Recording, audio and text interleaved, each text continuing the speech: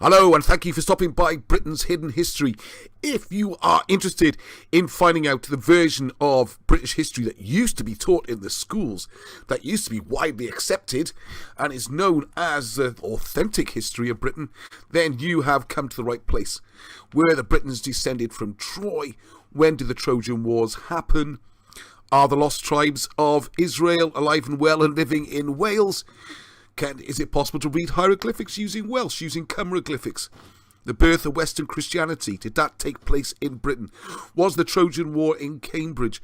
The myth of a Roman invasion, and of course, the stories of King Arthur, the historical King Arthur, and there's two of them.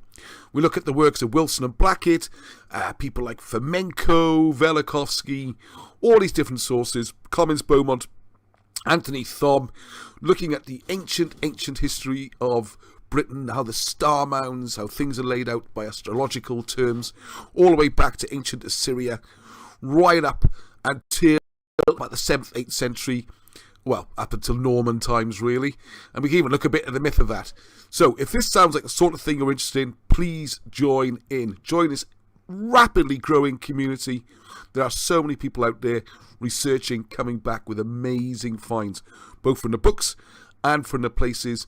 So, Thursday evening, 8 o'clock UK time, there's a show every week, includes interviews with people out there finding things, loads of fun and games. It's a nice light-hearted channel, so please keep it family friendly, be polite to each other. And then most days of the week, almost every day now, there's a video up, a little bite-sized chunk of history for you to think about and the evidence that goes with it. So please welcome aboard, be active, join the chat groups, join the Facebook groups, do the whole thing, get involved, use your grey matter and find out what is going on with this Britain's hidden history.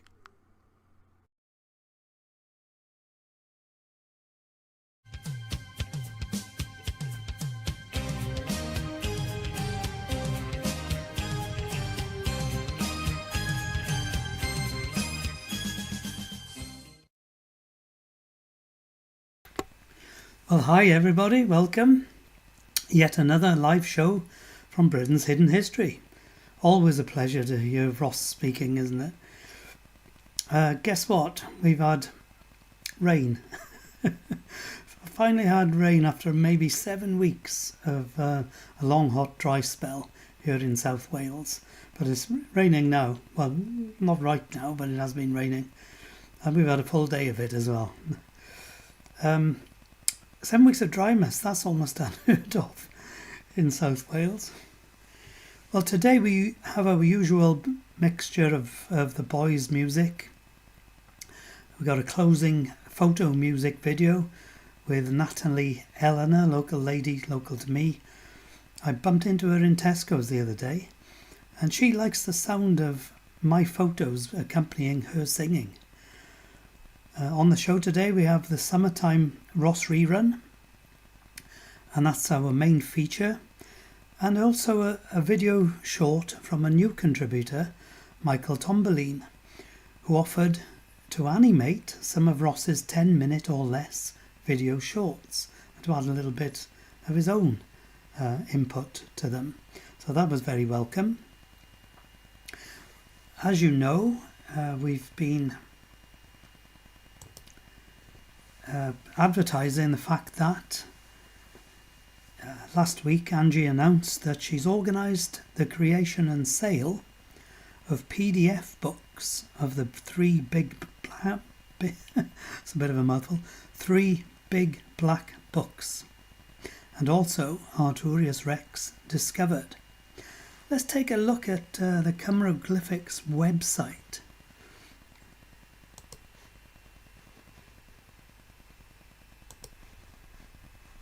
So if you put into Google search or any other search engine, and a lot of people on this site prefer other than Google, but if you put in www.cameroglyphics.com, this is the website. So it's spelt CYMROGLYPHICS. Camero as in Cymru, glyphics as in hieroglyphics. And some of us will know that Ross Broadstock coined the phrase when he wrote his book, Camero Glyphics. So let's just move down the website. As you can see there, we've got colour coordination, and Ross's idea was to go across the rainbow so that if you put all the books together, the new printed books that is, together on a bookshelf, you would have dark red on the one end and ultraviolet on the other end. So Moses in the hieroglyphs is not quite dark red, but it's got a touch of red in it. Then Camero Glyphics, Trojan War, are in the orange. And then on the ultraviolet side we have Architecture of Power by Rob Shaw. So you can purchase any of these books, including St. Patrick, PDF book of the original Odyssey, and the two-part King Arthur conspiracy. All of those are in printed books, together with my favourite, which is Where Jesus is Buried. An amazing book, laid down in manuscript maybe 40 years ago. Taken this long to get it published. Beautiful. And then looking on the website there, look, you'll see it, £18 for the big black books, £15 for Arthurius Rex.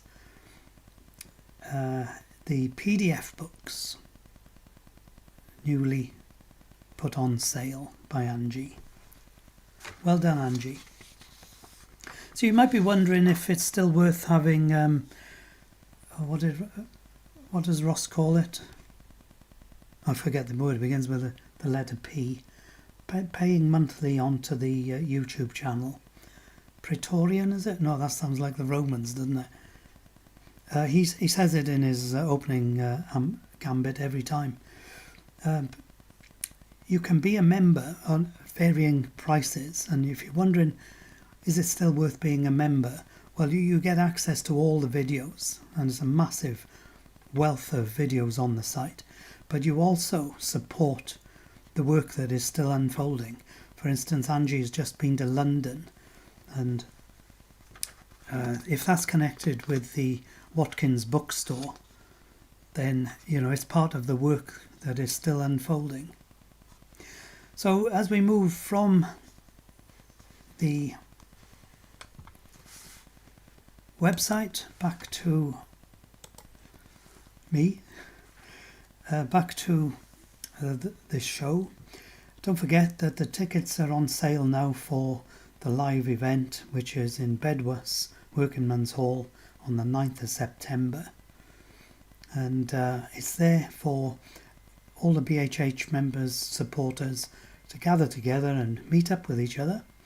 And it's there as a celebration of Ross's life, and a beautiful life. They say the brightest stars shine and leave young, don't they? So now we'll move into the music, and we'll have an Arnie violin and the other two boys, Xavi and Leon, on piano.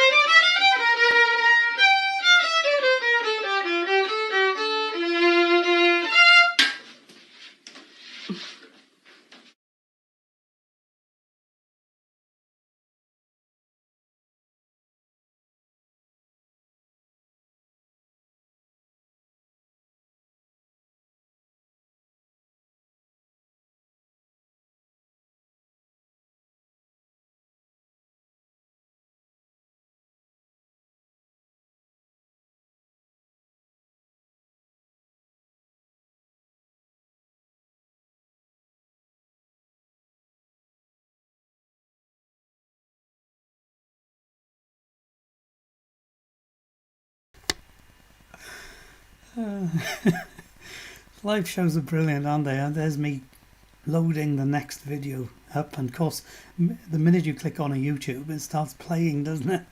You've got to keep going back into it to stop it. There we are, that was Ross, part of the main event for later.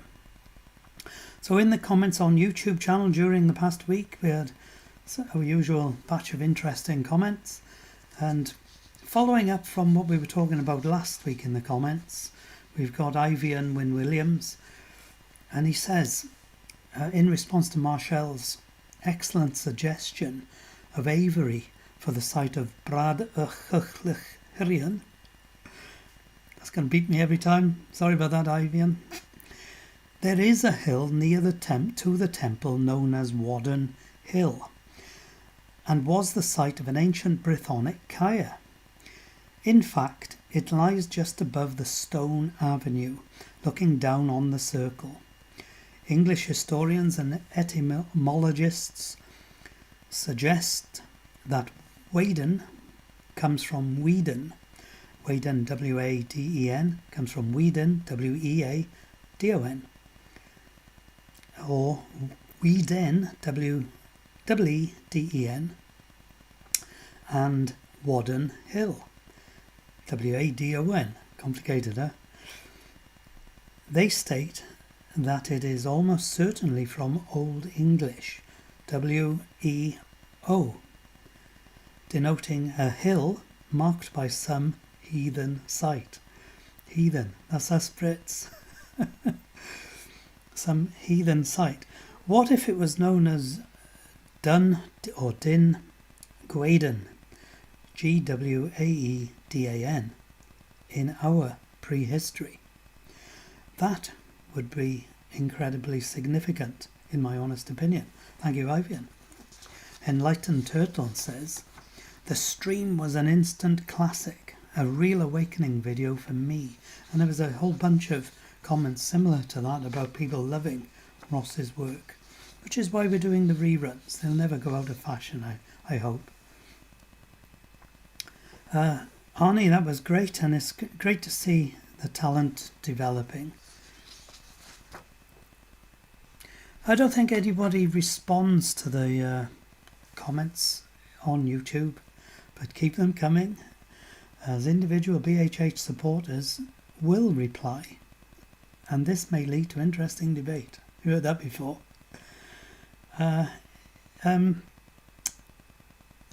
The debate has just followed, hasn't it? This week's comment from Ivian followed on from last week's commentary by Marshall, who was enjoying their holiday in Greece and videoing for us. So now we'll move into a new contributor, Michael Tomboline's animated video. And here's what Michael said when the video was uploaded to the Facebook group page. This is my tribute to the late, great and very missed Ross Broadstock, and it's entitled What Nefertiti Could Mean Using Camero Glyphics. More to follow on Camero Glyphics bite size using Ross's own words and images, plus a few additional ones from Wikipedia, put together very well by Michael Tomboline. So let's play.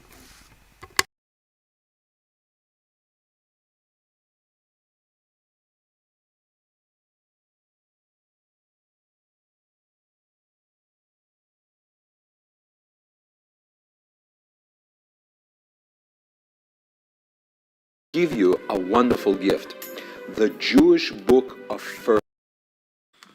Hello and welcome to another Camero Glyphics Bite Size. And today's there's a small episode looking at one of the most mysterious and romantic names in Egyptology, and that's Nefertiti. The old school translations, no one really knows where the name comes from, not really sure how to say it. If you look at the cartouches and stuff, it's a bit weird. Got these things like down here, there's a anyway. Nefertiti, the date's probably 600 or 700 years out as well, so it's a bit of a mess. But let's have a look. What can we do with the name Nefertiti using Camero glyphics? Okay, so first we can look at here, we've got the Nev, and if we're looking at this in our Camero glyphics book, see Nev, we get the wonderful thing here of heaven. Alright, with the Welsh word Nevod, which is heaven or heavenly. Okay, so we can pop that in there. Nev. Okay, so we've got Nevod, which is the first part of Never. Now you could add in the ER as well. Let's do that, shall we? We can add this in, as we know for our Camero glyphics. That's sort of the wheat sheaf, that's stalk. Nev, and then we've got T. If you remember that one, that's the cake. T Shinlap is T-U-R.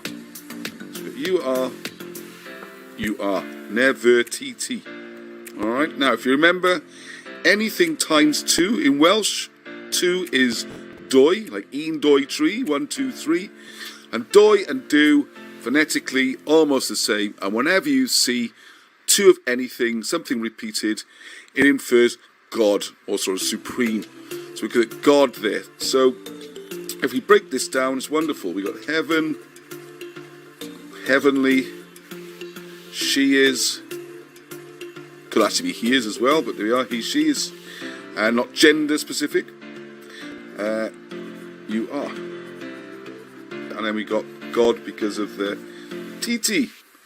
So when you take out the Welsh syntax, change it to English. You are God of heaven, or you are heavenly God. How cool is that? Nefertiti. And I hope that short insight to sort of things you can do with Camero glyphics and how it works, and where the name Nefertiti could actually come from. She is heavenly, or the heavenly divine. Till the next time, from me, Heddwch.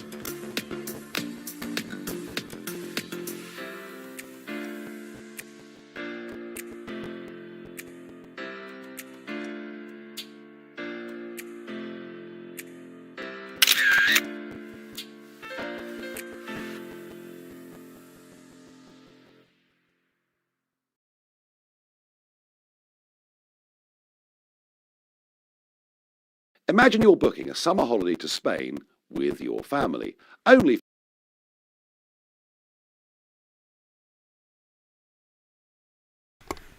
Nigel Farage jumping in on our show. I'm getting the hang of this somewhat, but stymied by all the adverts on YouTube and flicking back and forth on the different screens on OBS, or as I like to call it, IBS. And anybody with irritable bowel system will know what I'm talking about. Some great chat developing there about the Battle of Camlan. I'm going to go over that in a moment. Thank you, Michael. That was very entertaining, wasn't it? Well, stunningly simple, but incredibly effective. And what a wonderful adverts for Angie and the Camero Glyphics Facebook group page. I can go on there if it hasn't already. And obviously on the BHH channels. I think it's in the YouTube channel. Oh, hopefully it is, because maybe that's where I took it from there. Thank you very much, Michael. Hope to see a lot more of your work soon. Angie, of course, has the copyright to all of Ross's personal work and the YouTube channel, but will give permission for the work to be used in the way Michael has used it. Angie has to be contacted in advance about your proposal, as Michael did, and permission is likely to be given if your work will be good for spreading the message and is not modern politically motivated. Modern politics, politically motivated. I'm sure there's others who could make similar video shorts for the channel. I know that Adam Griffiths has got some lined up and they're coming in already. It's easy to get them to me via WeTransfer, or for example, that's on the bigger videos, or just message me on the Britainshiddenhistory Facebook page and find me under members and I'll give you my email address to use WeTransfer. Or maybe ask me to arrange a Zoom session with which we can then record. And you can play PowerPoints or videos within the Zoom by sharing screen. I just mentioned there about spreading the message. I mean, it's a message that has to be spread. I'm currently reading this book here, Enemy of God by Bernard Cornwell. It's a novel about Arthur II. And it's interesting. I read the first one and I handed that to Ross down at Porthcawl when they had the book fair. And I said I didn't enjoy it. I didn't like the way Arthur was treated. And in fact, in the first book, Bernard says that the evidence for a real person doesn't exist. He uses the C word as well, which to us on BHH is Celtic, Celts, C word. But this book has changed, and there's I'll read the author's note, if you like. Might inspire some comparisons, and there's one jumps out at me straight away. But anyway, this is the author's note, and I'll see if I can praise it down a little. Cauldron stories are common in Celtic folk tales, and their quest was liable to send bands of warriors to dark and dangerous places. An Irish hero is said to have stolen a magic cauldron from a mighty fortress, and a very similar themes recur in Welsh myth. Source of those myths is now quite impossible to disentangle, but we can be fairly certain that the popular medieval tales of the search for the Holy Grail were merely a Christianized reworking of the much older cauldron myths. That's interesting. One such tale involves the cauldron of Clydno Eiddin, which was one of the 13 treasures of Britain. Those treasures have disappeared from the modern retellings of the Arthurian saga, but they were firmly there in earlier times. So Bernard has done a great deal of research on this, on the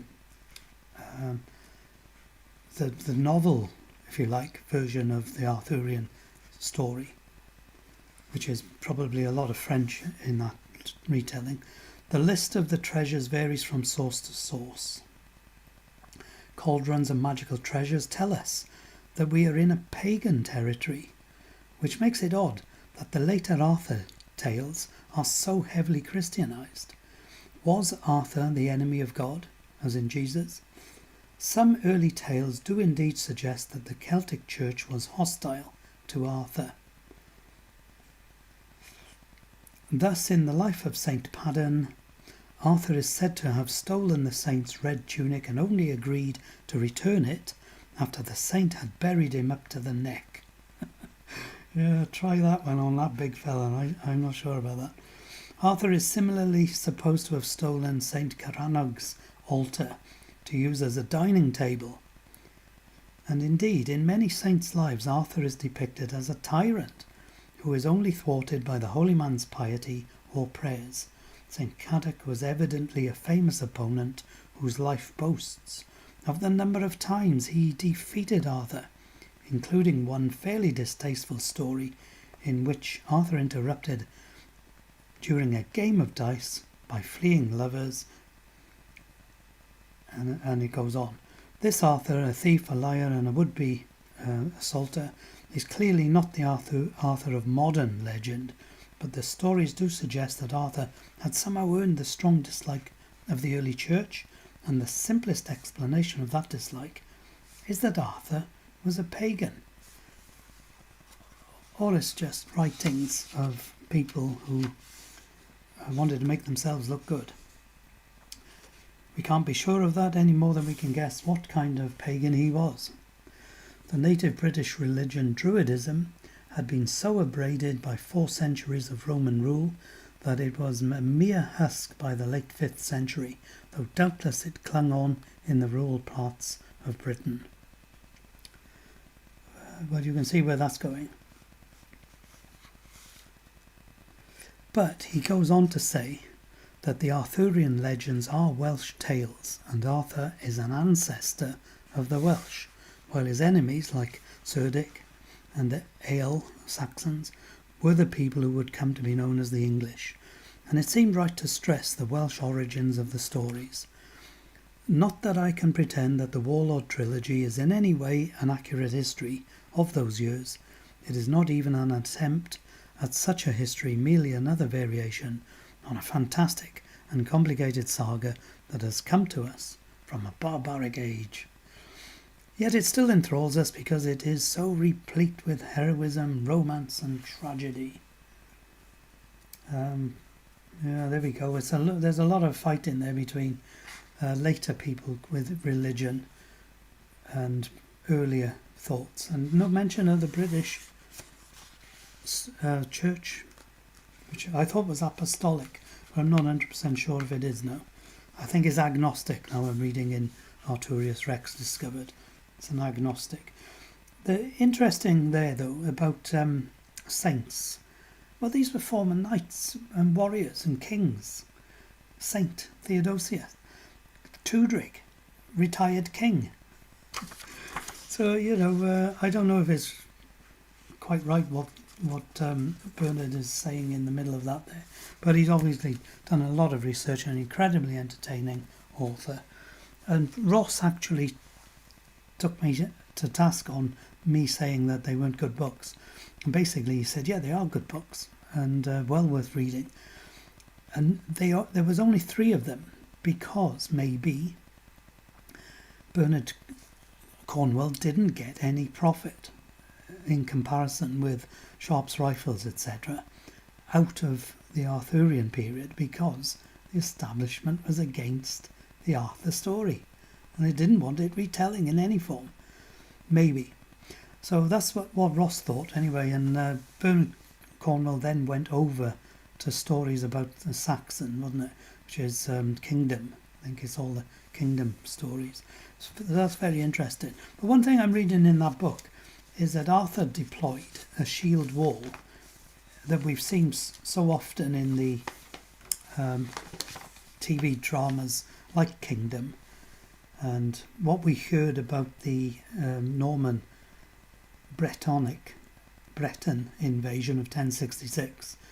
We heard that the Normans used a lot of cavalry, archery against the Saxon shield wall, and then they feinted and allowed the Saxons to think that the Normans were fleeing, whereas in fact it was just push forward, retreat back, push forward again, retreat back, and they came off their shield wall, and that's how maybe they lost the battle.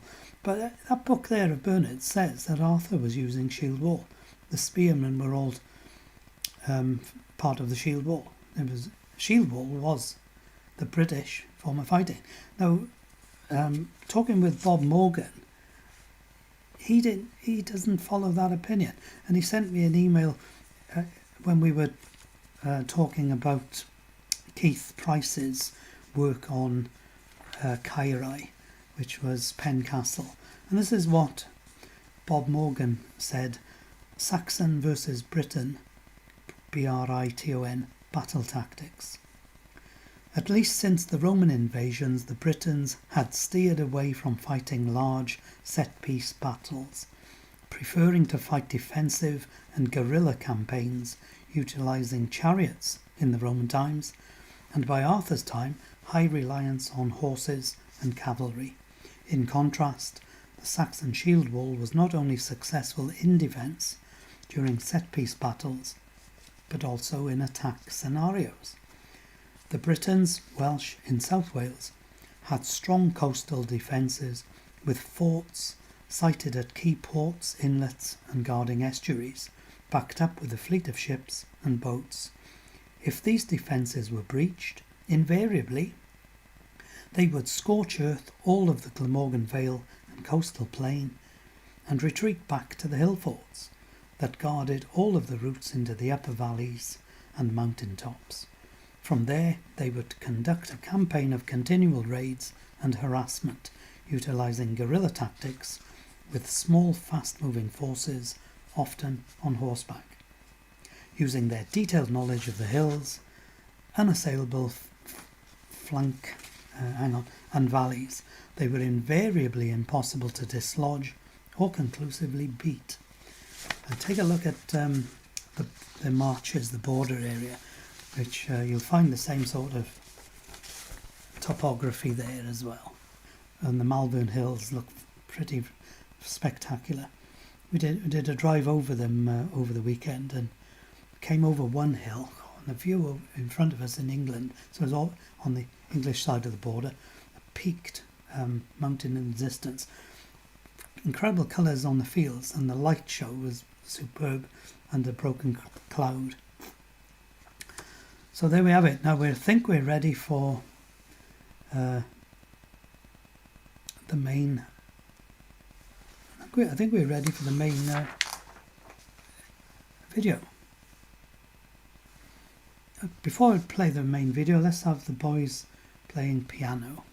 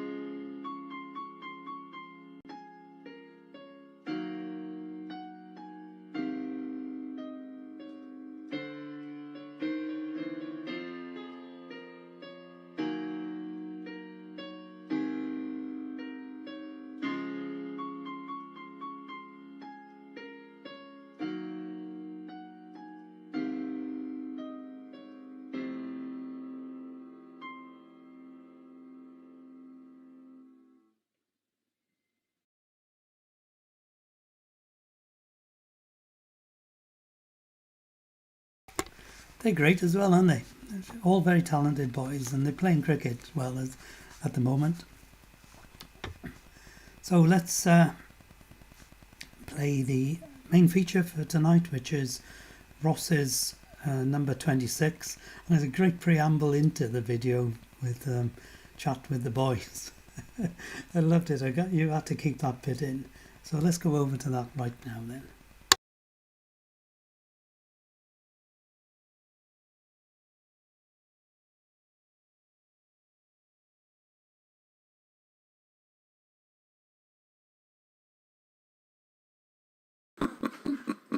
Start streaming. Hello. Is Punt a mythical place? What? Is that last week's? Is Punt? Not even last week's, not even close. Hang on a second. What's going on? Alright, we're back Oh, on. it's ended. Oh, the other boys are coming out now. Everything's coming out. Hang on. Oh, it's live, We are live, are we? but it's got the picture of the Punt thing. Alright, well, I'll change all that. I don't know what's going on here. And now Anyway, it's called King Arthur Live. King Arthur alive. There we go. King Arthur Live. Yeah, another new spelling. What happened? I don't know what happened. Everything's working fine my end. Everything's looking good. I'm just giving people a chance to log back in again. Why are you looking back in? I thought you were live. Yeah, but he ended it because it was just crap. Thanks, everyone's just going to join in for a chat now, are they? We're going to do the programme. What do you Go think? away. Shoot.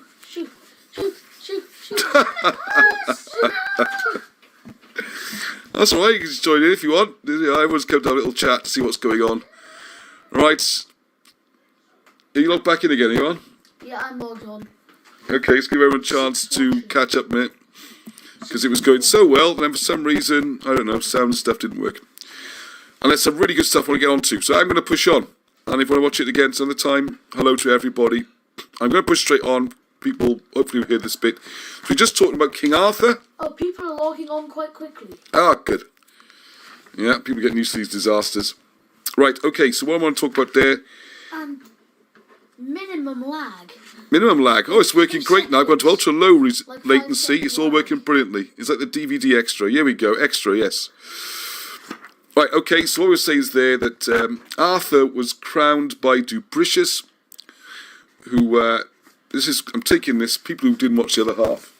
This is from the book The Story of Gwent, which is a school textbook. 1925, so presumably it stayed in the schools a bit longer than that, by David W. Oates. And it's their school history and geography of Monmouthshire, okay? And we've gone through all the early Christianity, how that seems to have started very much around Gwent, and the whole thing about Paul and Craddock and Linus being the first bishop. So what we're doing then is Arthur, what we're saying here on page 62, well, Dubricius, the Archbishop of Caerleon, the chiefs of Britain, came to him and proposed that he should crown Arthur as their war-king to lead him in their struggle against the Saxons. All right? The splendour of the scene when the Archbishop placed the crown upon the head of the young king is described in another chapter. The key here, I think, is he's chosen as the war-king, not necessarily as the high king, which presumably would still have been his father, Meirig, who was still alive, although possibly injured. We then on to Gwynflew, and then we got a whole chapter in this book about King Arthur, chapter 10, and it talks there about the wars he fought. Shall I just read that last little bit again? Because I'm not sure how much of it came out, really. I'll just do the key points. The key point here, the exaggerated tales which Geoffrey of Monmouth related to the hero king have cast an air of fable over his real exploits. In the centuries that have passed since Geoffrey wrote his book, writers of many nations have woven so much mystery into the wonderful stories he related that it is now very difficult to separate Arthur from the legends that have grown up around his name.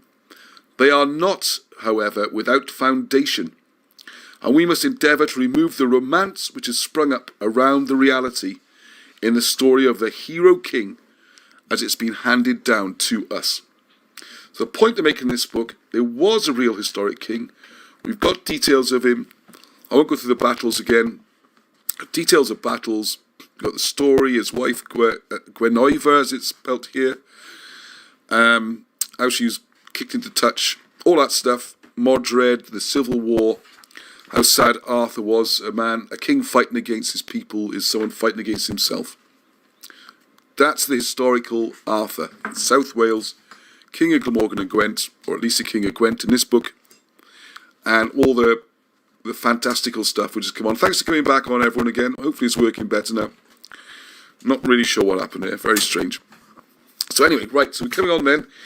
Oh, this surprised me, is the contacts then between Alfred of the Saxons, or was he a Saxon? Was he a Guise? But that's another story. Alfred started interfering with Welsh politics. He's called as an arbiter. But then those things went badly. And what you have then is that there was a while, it says here, at the close of the 10th century, we begin to catch glimpses of a kinder, more friendly feeling and a growing intercourse between the Welsh and the Saxons, which was an inevitable result of a common foe in the Danes and a now common religion. Now, I have a funny feeling this is a little bit mixed up here, and it's an idea you might want to think about, is that the Guise, which are always shown on maps of that period as a separate people, the Guise, Alfred was from the Guise, and they were much more in contact with the British, and they would have had ancient connections going way, way, way back. The Guise being an ancient arrival in Britain as well. Maybe from Sumer, time with Somerset, and ties in with that area. And then the new threat with the Danes and the Angles and the more Germanic tribes would have united them to fight this sort of common foe. But we are going to do it 1925 style, and those ideas weren't really around then. But one of the things is, there's some great battles in here. That's the other thing. It's much more exciting history than a lot of what's taught these days. Right, so in the Welsh records, the Northmen are called the Black Pagans, probably on account of their dark boats and clothing, together with the fact that they hated Christianity and loved nothing better than to spoil churches and monasteries and burn them to the ground. There was a prayer at the time, "Deliver us, O Lord, from the fury of the Northmen." In 891, the Danes again landed in Wales, and after plundering and burning Llantyrt Major, Llantyrt Fawr, and Llancarvan, advanced towards Gwent. One of the princes in Gwent at this period was Morgan Hen, which probably means the old one. He'd probably been around a long time. Hearing of the advance of the Black Pagans, he made all preparations for encountering them and defending his domain against their ruthless attack. The two forces met below Caerleon, and the bravery of the men of Gwent prevailed against the Danes, so that they were forced to put to sea and sail for Ireland. And his other great battles with the pirates and the Danes, and it's a wonderful stuff. And it's the fury of the men of Gwent. And if you ever had a quiet night out in Newport, you'll see that they kept that tradition going there. So it was fascinating then. Of course, they found a boat, a timber boat from ancient times in Alexandra Dock, Newport in April 1878. An ancient vessel several feet below the surface of the soil. The vessel appears to have been about 70 feet long, made for speed rather than strength, and it was only slightly put together. So that's curious to me. If it's for speed rather than strength, it wouldn't be much good for going across the North Sea, and it's more likely to be a local boat. But anyway, an old chronicle is recorded in the year 893, an invasion and warfare with the Danes took place on this spot. They were driven over the Bristol Channel in their ships, and it's more than probable that this ship was left by them in their haste to escape. Okay. So all that stuff. Right, we're going to crack on now. So we've got the Kings of Gwent. All right, that's the next bit of my notes there. Right, 101, where am I? Right, I'm going to move on now to the Princes of Gwent, as they call here, the Kings of Gwent, and their ancient claim. This is the point here, when it got to this stage, the King of Gwent, Eithon by name, suddenly took the notion of making all Wales pay its taxes to the King of Gwent. This is new to me. In other words, he set about making himself chief king of Wales. This was the beginning of long wars and wild battles for Gwent. Now, isn't it interesting that this happened, and this is round about, roughly about 1000 AD, because this goes back then to the earlier times when you had the High King in southeast Wales, and the rest of Wales paying tribute to them. Yep. Oh, Rob Shaw's on. Good. Yep. Amazing book is going off to printers. So Rhyddach, son of Iestyn, and nephew of Eithon, took up the task. In the year 1021, he made himself king of all South Wales as well as Gwent. Then for 10 years he ruled in strength and wisdom, challenged only once when the brother of Llywel ap Saesel came down to make him yield. And then he got all these battles in South Wales then. And then this is when Griffith, son of Llywelyn ap Saesel, made himself king of Gwynedd, and from that he set himself to be king of Wales. So then you have this series of battles going back and forth. And the curious thing is, you get Harold and Tostig. They come to Wales, and they take sides in the Welsh wars. So you have the men of Gwent actually fighting with Harold at one point against the men of Gwynedd. And the recurring theme throughout this book is the Welsh being their own worst enemies and fighting each other rather than uniting against a common foe, whether that be the Danes or Harold or whichever one it is, okay? Then we have the idea of what I want to jump forward to is when the Normans arrive, because this is, again, massively, I would say anyway, misrepresented in the modern history and different to what they were talking about 100 years ago. The idea then was that they could not get into Wales, and they were trying to take it piecemeal, and this went on for a long, long time, as we will see. And this is when I come on to the Union of Wales and England, 1535, under Henry VIII, and where that border is and which parts of Wales are actually included, because reading this, it's not very clear. So what we do have throughout this period, let's just go through my notes rather than read all of it out. Oh yeah, as an example, one of the ones I want to do. So it's the first time that they'd really advance into Wales. We're getting up at about 1089, 1090. and it was by invitation, where they have one Welsh prince fighting another. Now, an interesting story dealing with that period of struggle between the native chieftains and the Norman barons is related of Gwyn, Gwynn, ap Gwaedvoed, a blind and aged knight of Gwent. This story, if you remember, this was used, if you watch fantastic film, I liked it anyway, Kevin Costner just made me think of it, with the Robin Hood Prince of Thieves, when his poor old father is strung up and he has to fight everybody when he's blindfold, because his castle's been taken while Robin's away. You know what, if you remember that scene. Well, this is very similar, and it's quite a terrible scene, really. In the reign of William Rufus, White Castle, Gwyn can also mean the Holy Castle and stuff.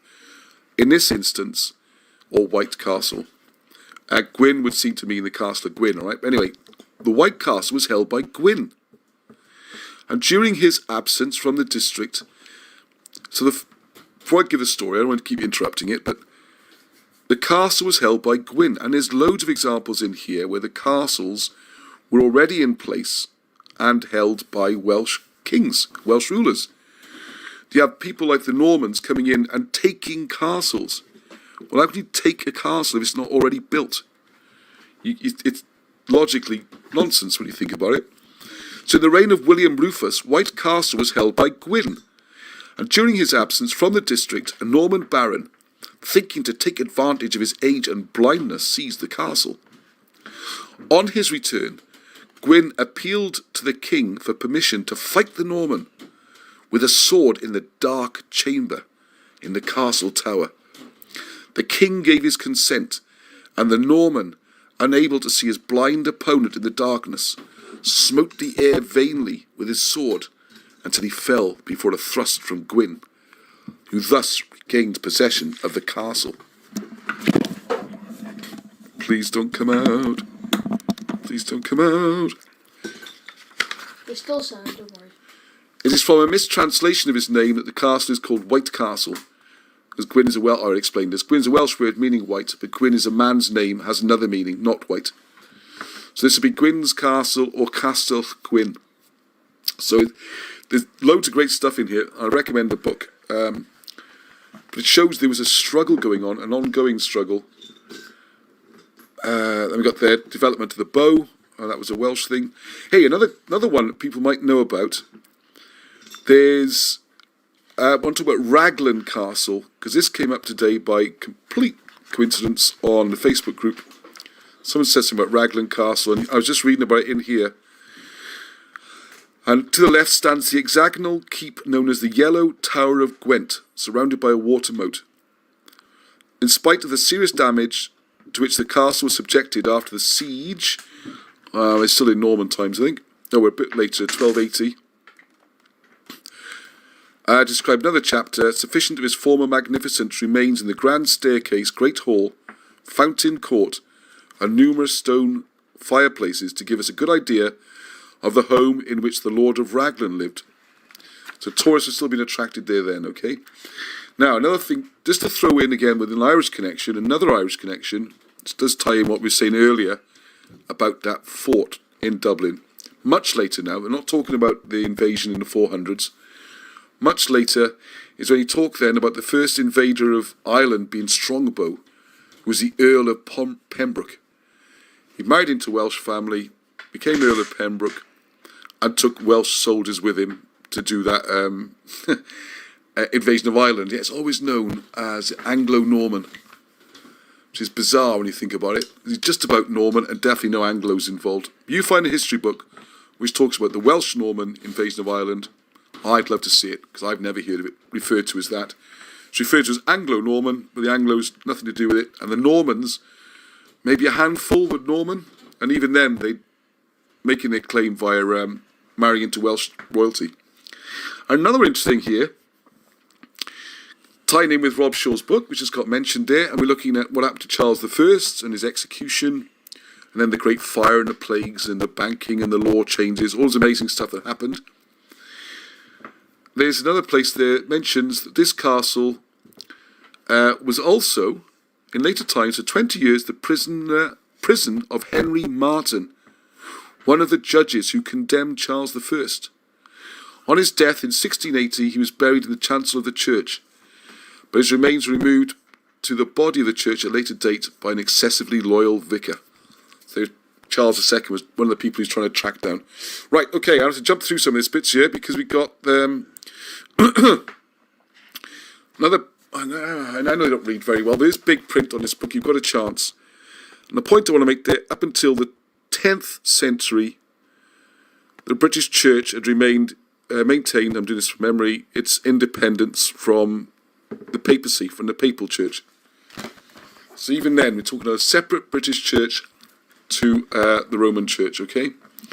And they're still trying to push this idea. This is when, see, this must be a different David.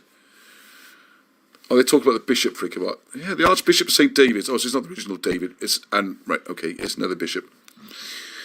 And then these bishops are getting poisoned and killed. It's going quite terribly.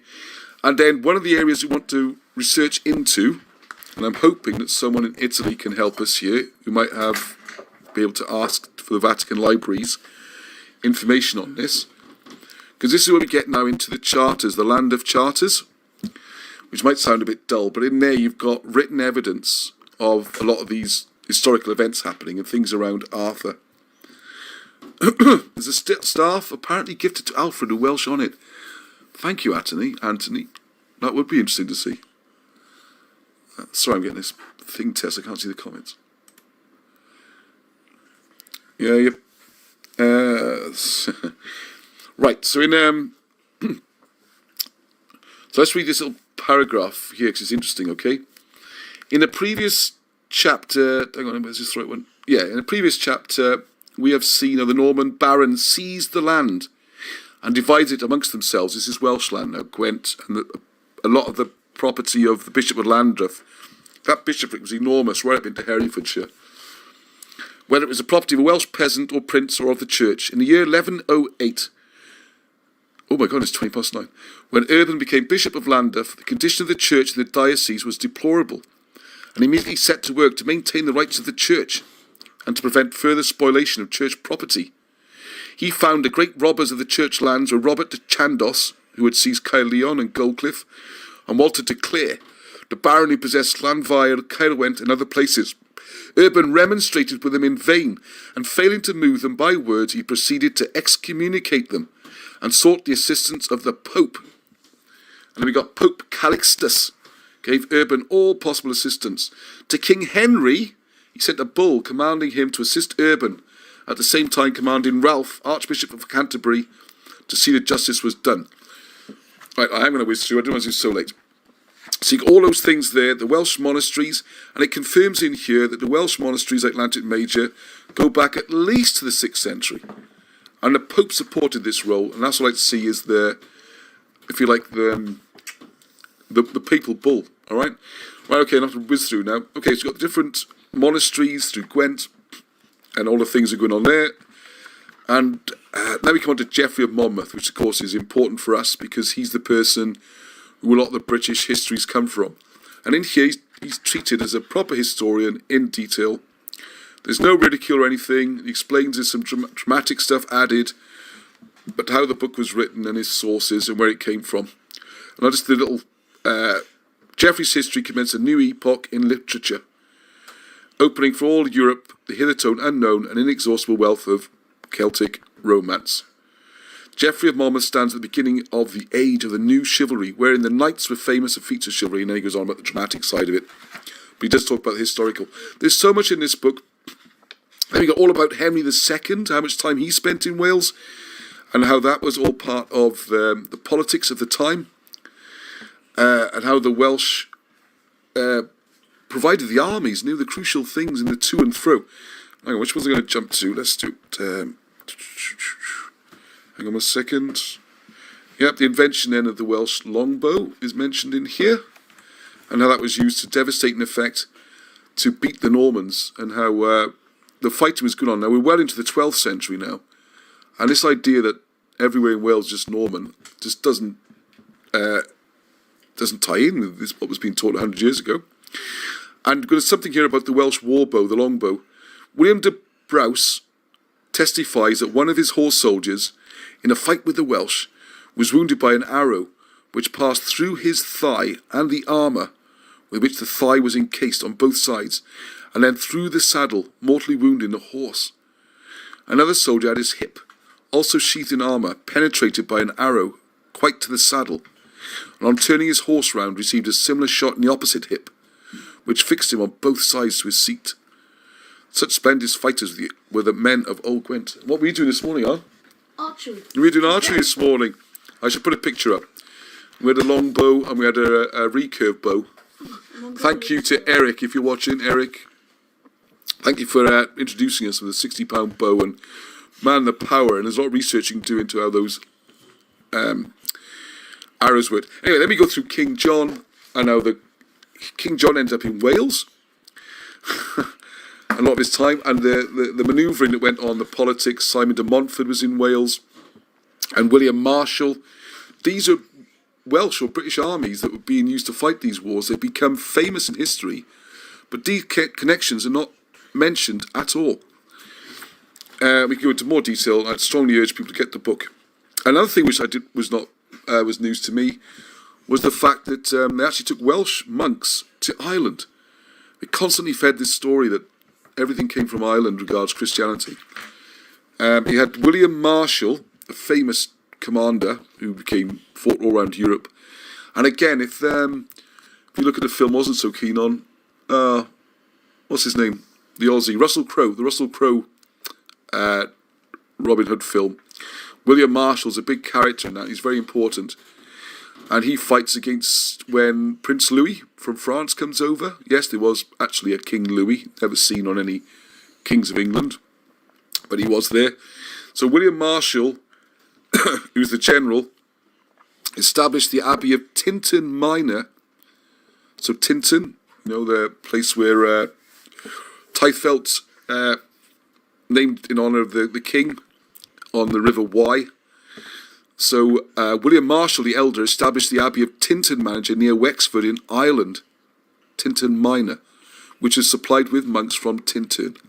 His widow Isabella, daughter of Richard Strongbow, was buried at Tintern, as were his two youngest sons, Walter and Anselm, Dean of Salisbury, who lived only a few months to enjoy the estates in honour of the family.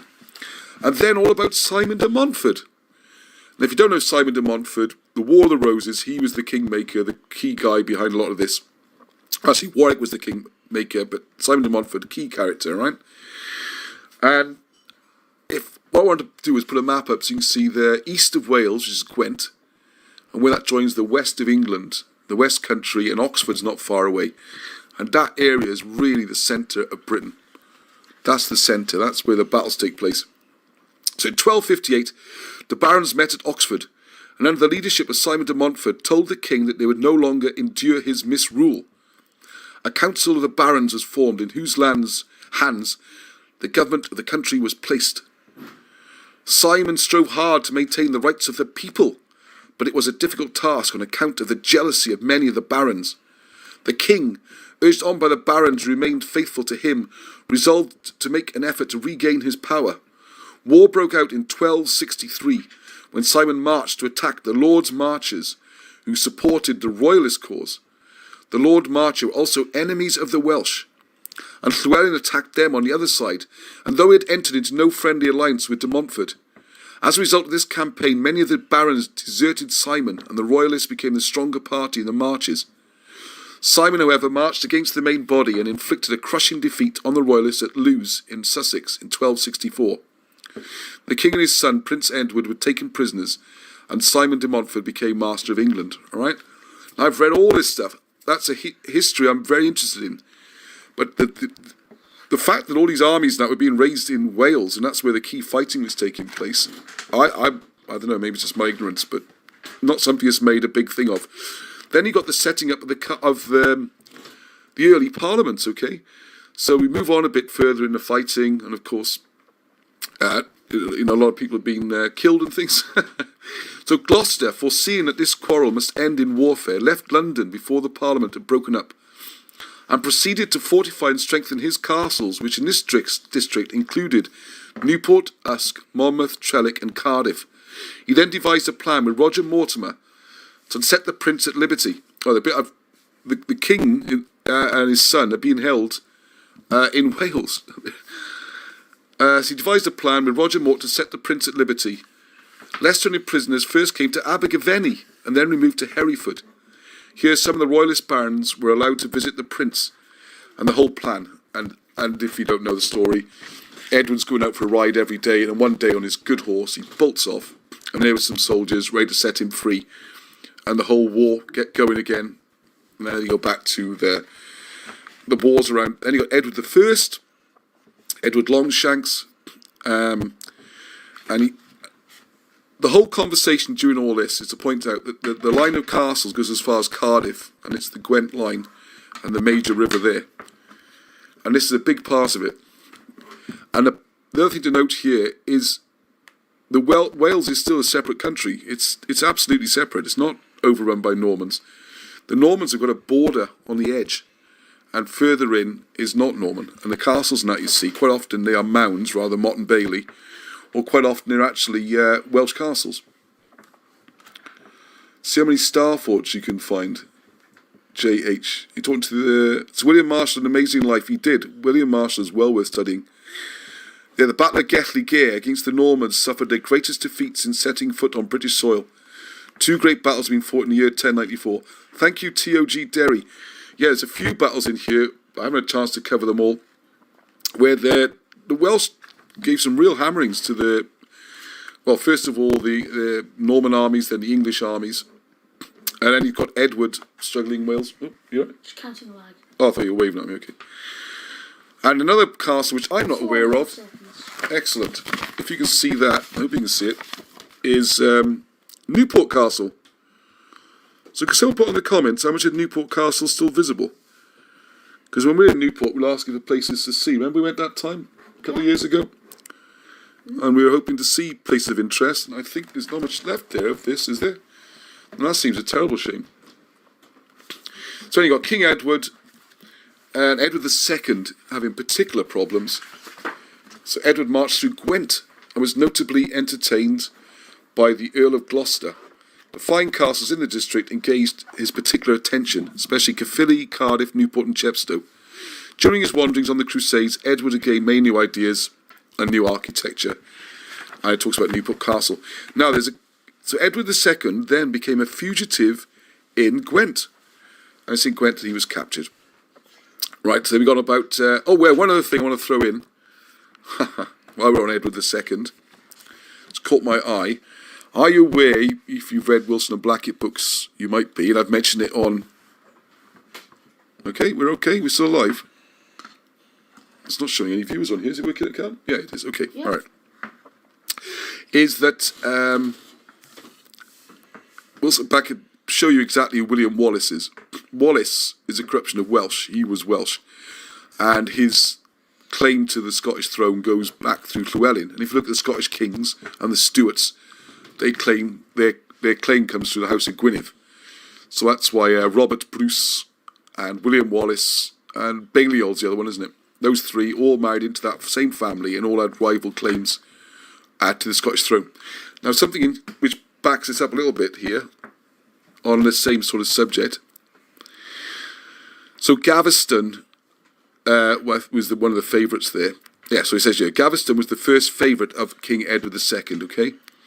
And was allowed to control the king's actions until his insolence led the barons to unite against him, and he was beheaded in 1312. So we get more recent. The death of Gaveston put an end to the jealousy of the barons for a time. 2 years later, Gilbert, followed by a number of valiant warriors from Gwent, marched with the king's army into Scotland, where he fell fighting at the Battle of Bannockburn. Gilbert advised the king not to risk a battle until his men had rested from the fatigues of their march. In a fit of temper, Edward accused him of cowardice and treachery. The unjust words stung Gilbert, and he rushed into the battle and sacrificed, in the shock of battle, the life that would have been so valuable to the king. In the disastrous Battle of Bannockburn, the one cause of pride the Southerners was the desperate stand made by Gilbert and his men. And it's an interesting little article because if you know the film Braveheart, what's his name, Mel Gibson, you'll know in there's this famous scene where I'm the King of Ireland and the Irish change sides, and it's kind of a betrayal. But if anything, that's a Welsh story. Well, again, Welsh stories don't get into films very often. Another interesting thing there was a bit later on, Lancaster, the Lord of Monmouth, collected his troops and being joined by the Earl of Hereford, declared his alliance with Scotland and advanced with the king. So I'm just going to recap that there. After Bannockburn, that's when he had this famous changing of sides and the Welsh marched against Edward I after he's supposed to have conquered Wales, which I found fascinating. So just a few more things to cover then. Let's go on to the whole thing through the War of the Roses. I'm just checking, I'm still on Edward II, I think so, yes. So the king fled from London to Gloucester, and hearing that the queen was marching upon Bristol, he sent the elder Despenser to undertake its defence. The queen besieged the city, and after a few days the garrison mutinied against Despenser, and he was handed over to his enemies, who, notwithstanding that he was nearly 90 years of age, had him immediately executed as he stood in his armour. Maybe he was afraid he'd die before they got the swords out. The queen then marched on Gloucester, which is part of Wales in those days, remember, in pursuit of the king, but Edward and the young Despenser sought safety in flight, and at that time had crossed the Wye and stood on the threshold of Gwent. The monks at Tintern befriended him, as the monks seem to have done everywhere, although the bishops allied themselves with the queen. He was at Tintern October the 14th and 15th, 1326, remained in the district for a week. And then you see his pursuit around Wales and more battles that took place and end up in Hereford, and eventually had him hanged, drawn and quartered. Right, let's finish off. We got then Monmouth. Sorry, I do need to mention one more thing there. Yeah, there was a period there. No, we'll skip that bit. Too much stuff for one video already. But what it does go on to is Owen Glyndŵr. And the curious thing here is that in this period, the men of Monmouth seem to actually fight against Owen Glyndŵr. And this is worth an interesting one to follow. I'll show another fancy dress party.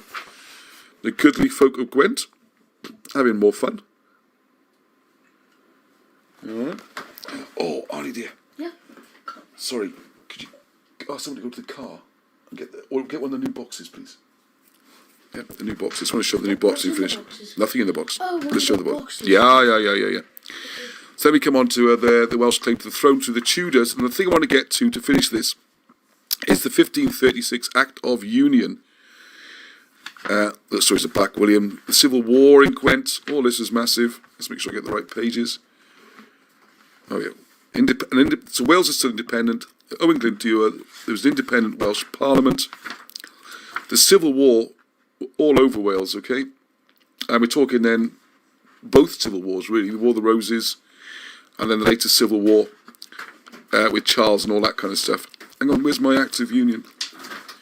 Sorry, I'm trying up here. There's so many notes, so much to do. I just realised this could have gone for... page 191. Page 191. Interesting paragraph to finish. The coming of the Tudors brought about many changes in Wales. The Welsh were filled with hope on the accession of Henry VII. They had put him on the throne as a Welshman, descended from their own ancient kings, and his reign marks the commencement of a brighter period for Wales in the Marches. The Council of Wales, which was introduced as a temporary court, he made permanent, but the court seems to have been by no means efficient in putting down the abuses of the Lord's Marcher system, or able to make punishment swift and certain. It is not until the latter years of Henry VIII's reign that legislative measures were undertaken to improve the political and judicial organisation of this part of Wales. In the year 1535 was passed the Act of Union between England and Wales. The power of the Lord's Marcher was abolished by it, and their lands were divided to form 5 new shires. The 24 lordships lie between the Rumney and the Wye, united to form Monmouthshire. So that's East Wales, okay? Which is attached to the Oxford Circus for law purposes. Thank you. Our own poet wrote in one of his poems, "Wild Wales, also thou Monmouth dear, thy name alone has changed," from Gwent. Now, what I wanted to show is this little table there. Again, I should have put these up. Might as well try and add graphics later, if I can work out how to do that. What you want to look at is this little table here. I'll read it anyway. What that's showing is the new counties, if you like, as part of the Union, which is part of Wales, which is now part of... Well, there's loads of good information on the comments. I hope people read those when they watch the video, okay? So the Northern Division... So I'm trying to work out, Jeff, this means this is the only part of Wales. That's what it seems to give... The Act of Parliament relating to the Principality now include Monmouthshire as well. So the Act of 1535 had conferred upon the newly formed county... I might have got this wrong. To right to send 3 members to represent the people in Parliament. Oh, someone said your channel audio as a podcast would be really good. Okay, I don't know how to do that, but I should look into it. Thank you. By a later Act of Parliament, the number was increased to 4. So this is how Gwent was represented. The Northern Division include Abergavenny, Pontypool and Skenfrith. Western Division, District of Bedwellty. The Southern Division including Caerleon, Chepstow, Christchurch, Raglan, Trelech, Bedwas and Mynydd Islwyn. So that video I was going to show, Mynydd Islwyn, is... It might seem very insignificant now, but it actually warrants its own special name there. And you notice that I know Neil Kinnock's old borough in Caerphilly now is called Islwyn. So it all seemed to be that mound, and I will get the video up tomorrow, if not tonight even, because I've already done the editing, where you do the visit there, is more important than made out. Anyway, the book goes on into more recent, more up-to-date times. Isn't it fantastic? It's absolutely fantastic. You know all about the towns and then the industry and all that kind of stuff. It's remarkable. It's absolutely remarkable.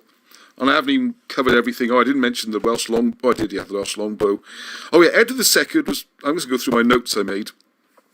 The lead up to a couple of points I did miss, so just want to make sure they get a mention, was the pressure and the build-up to the signing... Sorry, I keep licking my lips. I'm very dry.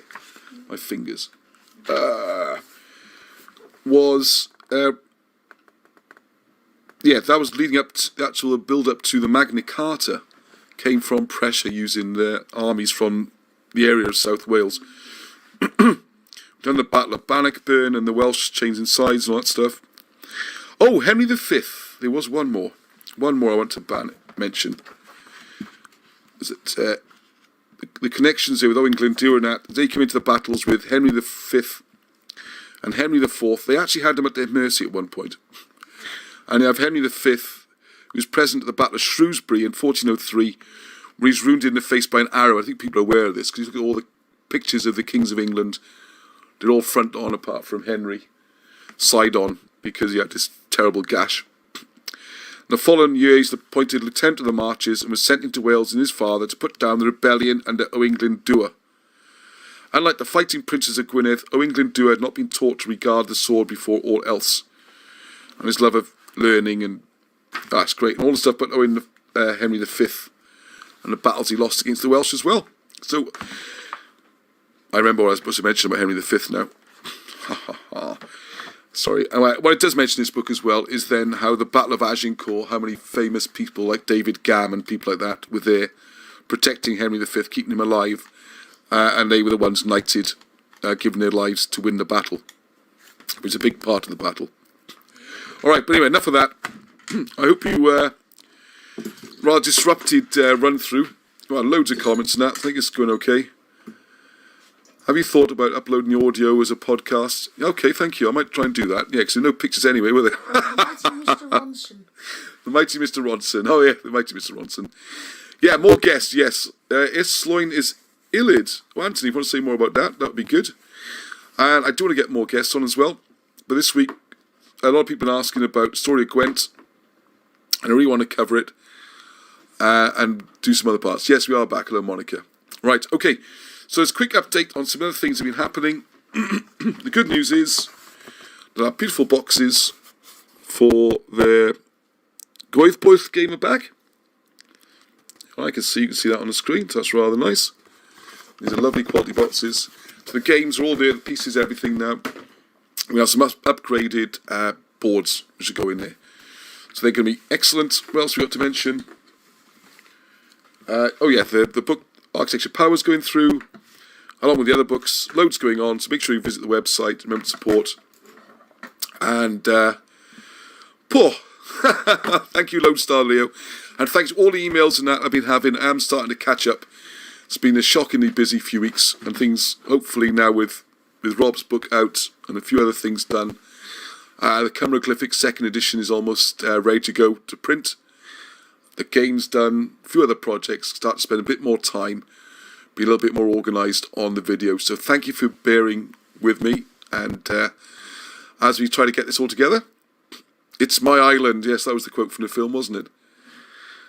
So what I really wanted to do was point out that what we're doing in this Britain's Hidden History group, and it needs more and more people to get involved, and people are, like Bob has sent through a full article there about the British or Roman castle in Ireland, which I'll put together as a video.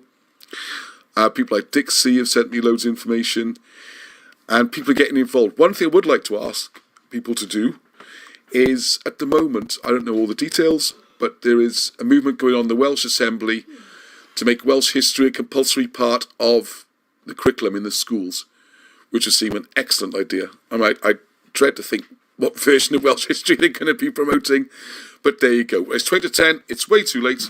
I can hear Arnie's yawning, he's got school tomorrow. Oh yeah, they've got the Kibble map, loads of things. Alright, so, that's going to really smoothly segue away now. No, it's not letting me smoothly segue away, is it?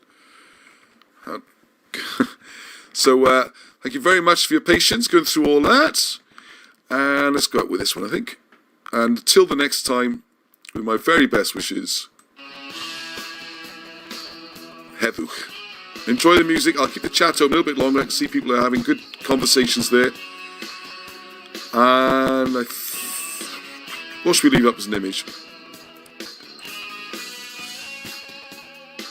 We can see a little bit of this. Hopefully you can see a bit of that. This is this fort which doesn't exist just south of Dublin. Alright, so good night for me. Good night for you all. No starry key. Hwyl fawr. Goodbye. That's all working perfectly now we've finished it. Great look. It's running really fast. There's no lag. Sounds great. What can you do, eh? Oh, we'll try again next week anyway. Alright, so that was 6 months. That's 26 episodes. 6 months of episodes. Wow. Where did 6 months go, eh? And I hope everyone enjoyed it. Heddwch.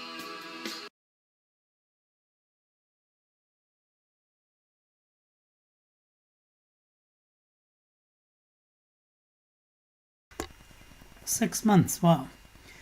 Fascinating, wasn't it? So much more to British history than meets the eye.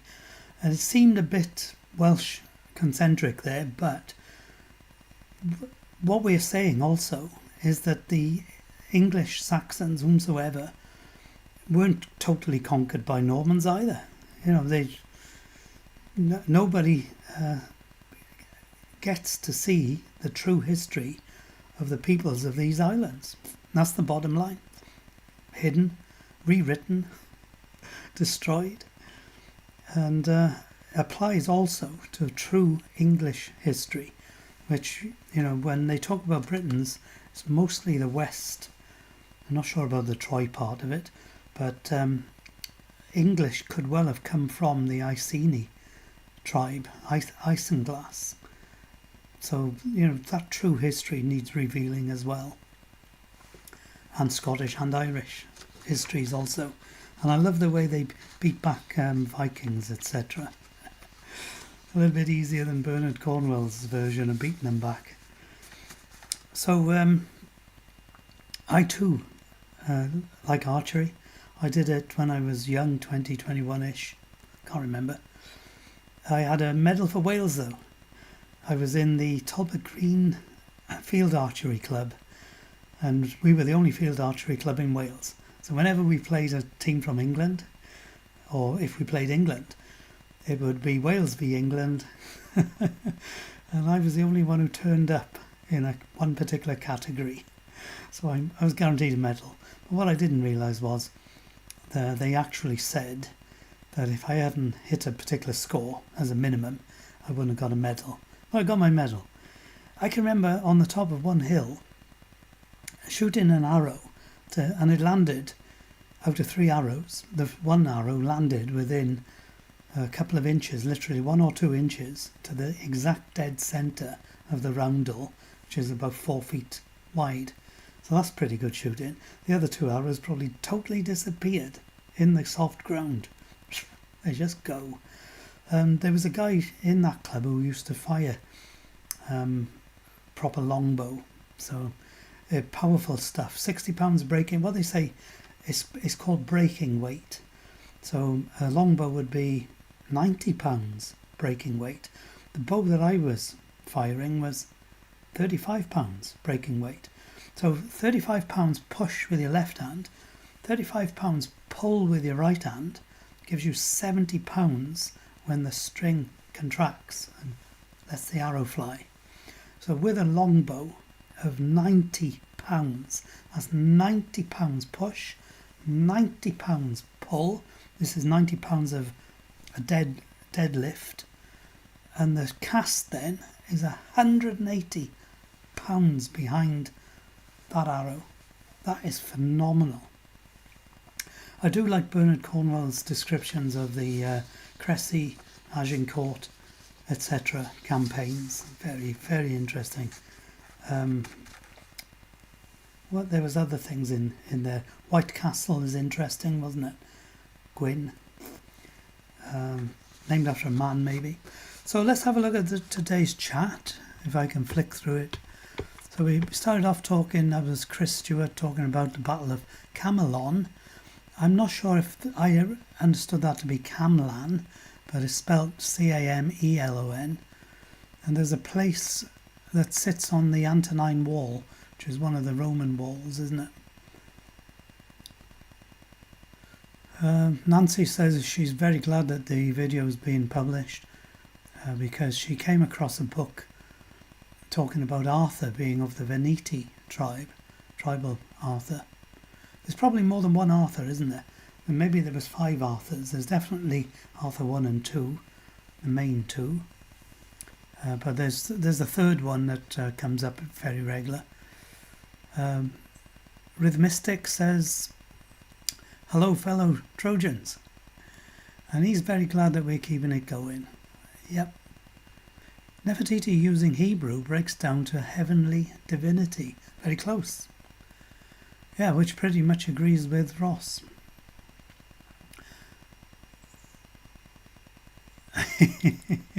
There was a point in Ross's video on there about the Welsh fighting the Welsh. Doesn't stop that, does it? But that's all over these islands, let's be fair. You've got all the local football rivalries, haven't you? Right across the country. Right across the islands. Newport Castle is there right on the bridge, isn't it? Whatever's left of it, a big keep is left of it, I think. Richard Davis said a lot about Gwent, and I'm hoping to see him again soon. Yeah, we definitely still fight each other these days. Do you like the way Ross mentioned the Newport experience? A night out in Newport and get the full Newport. They say that about Pontypridd as well. Get the full Ponty. Go down there on a Friday night. I'm not sure if there's much more chat than that, or I've flicked over it. Perhaps my cursor went down a bit too quick.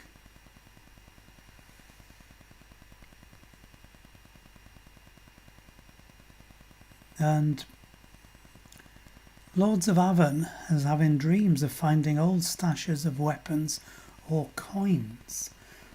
I popped into an antique shop in Kington on Friday. We were up to see Hurgest Croft Gardens, and in the antique shop, which was more of a glorified charity shop really, they had a sword, but it wasn't a sword. It looked like a sword. The handle was only 4 inches long. I could try and get a photograph of it up if I'm that clever in the background. Let me see if I can minimize this one, get a photo up and then put screen on. But it turned out that it wasn't a sword. Tiny little handle.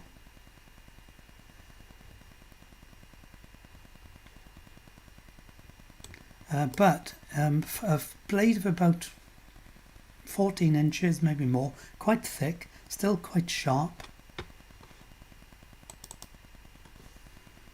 And a massive piece either side that, Yeah, I've got it here now. A massive piece either side to prevent something coming down the blade, you know, as they do.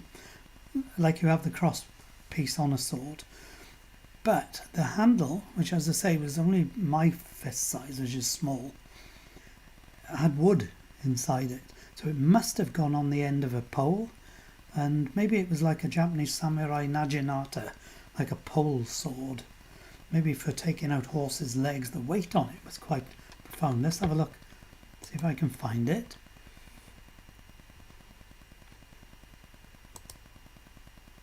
Wrong one. Wrong one. Wrong one. Desktop. How do I get it? Desktop. I just drop this down, do I? Oh, there it is. Is that working?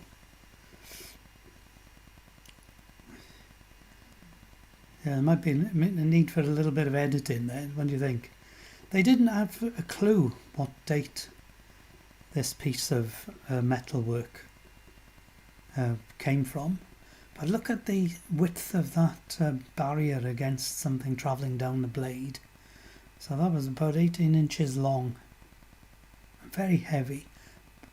Pole went in the end of the metal on the one side. So that made it some sort of sword poleaxe type thing. Interesting, eh? They didn't know what to charge by way of a price for that. So if you want to go in there and make them an offer, they're in the High Street in Kington, which is on the Welsh border. If you look at Hurgest Ridge, Hurgest Croft Gardens, you'll find Kington right next to it when you search engine it. So we'll finish tonight then, as Ross was finishing with a song.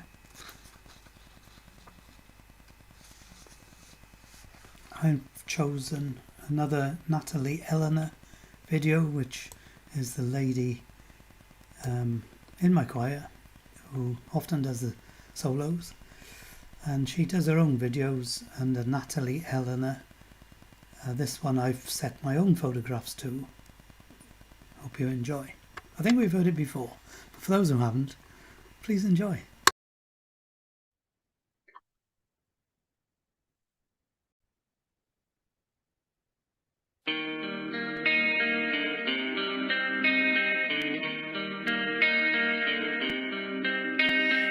Heard there was a secret chord that David played and it pleased the Lord, but you don't really care for music, do ya?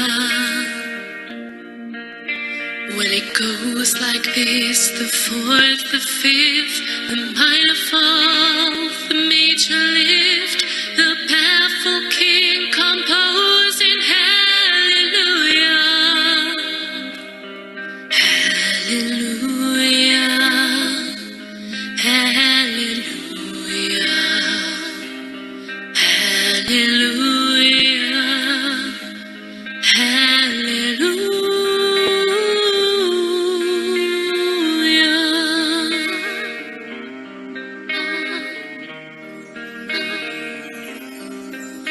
Your faith was strong, but you needed proof. You saw her bathing on the roof, her beauty and the moonlight overthrew ya. She tied you to her kitchen chair, she broke your throne and she cut your hair, and from your lips she drew the hallelujah. Hallelujah, hallelujah, hallelujah, hallelujah.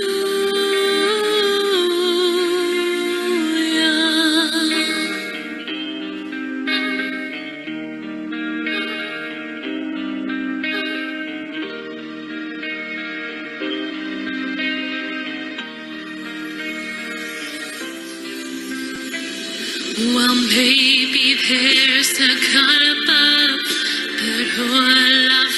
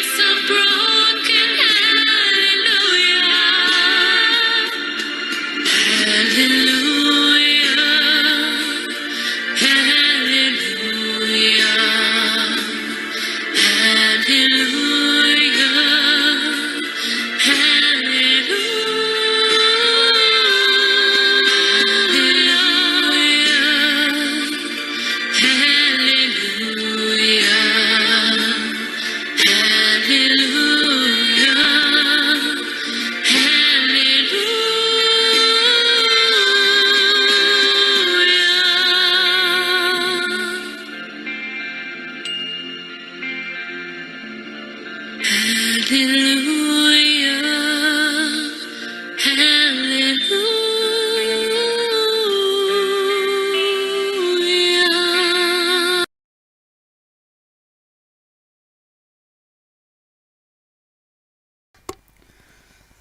Well, there's a chance that that'll affect the monetization. If it does, I'll have to remove it from an edited version. They just don't like cover versions because the original artist gets affected with the copyright. So David Mosley wants an arm wrestling. I don't think I'll be taking you up on that offer, Dave. £120 pull on a longbow. Just mind-boggling. When you see the battle reenactments, there's one guy, he's fabulous, isn't he, with medieval weaponry. He put his whole body behind shooting an arrow. Obviously you can't aim like they do in modern archery with the people through the string and sights on the bow itself. You can't aim a longbow in that fashion. You aim it by thought.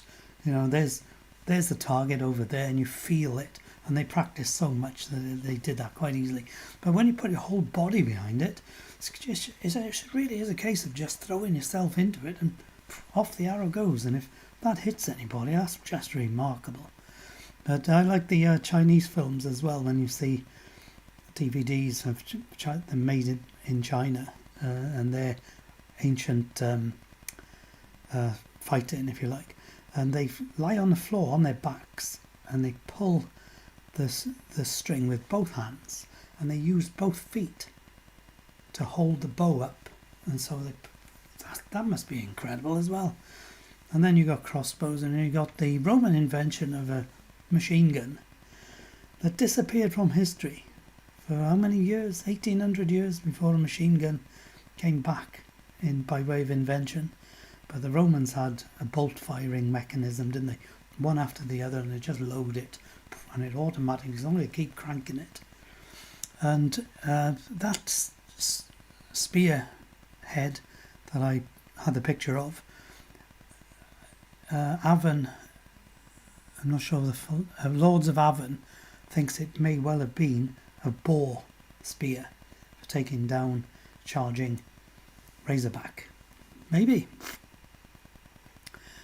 That's it for tonight. Thank you all for joining us, and I hope you enjoyed our time together as much as I did. Thank you to Angela and the boys, and to all the volunteers on working behind the scenes on both the group media platforms. So it's Auf Wiedersehen, au revoir, ciao, adios, and of course Nos da. And see you next time, and remember, seek and you will find.